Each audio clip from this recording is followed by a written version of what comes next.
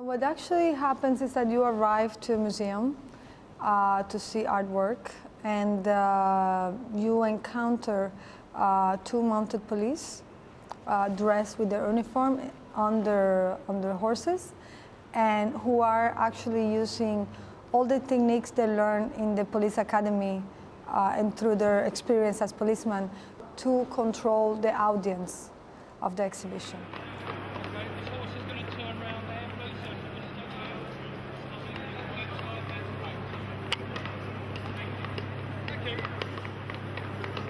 You have these police who are coming towards you and giving you direction of what to do, where to move, if you have to stand or you have to move somewhere. And they're using actually the horses to make this happen, like they usually do in their everyday job. I'm just going to walk forward there, so if you could just stand one side or the other, you love it. Are these your children? Could they stand with dad or with mum? That's it, so they're nice and close. That's lovely, well done. Okay, the horse is now going to walk forward. Could you just stand aside, please? That's lovely, thank you very much. Right there, But people do not have to know that it's art. And for me, this is very important because once you know it's art, then you can do other associations that are not exactly what you will do in your everyday life. So the fact that they're using and having the same reaction they have in real life when they see the police controlling them, for me is very important. I am working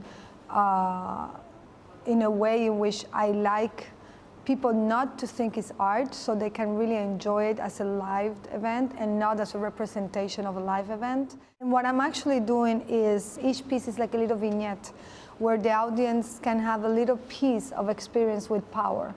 In this case, it's with the police. In the next case, which I'm going to do in the IVAM in Valencia, is going to be to feel that you are in power for 1 minute. So it's all these different stage of power also, but through the image.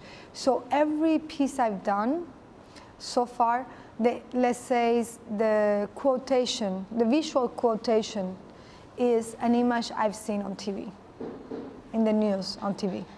And this is very important because it's how can you transform our main source of political education or bad education, which is the news, into something else. Mounted police is something you can see in the photos in the 68, you can see it in 35, 1935, 1968, and 2000, so it's kind of a historically recurrent image of power, and always linked to a very specific political action in order from the audience, from the people.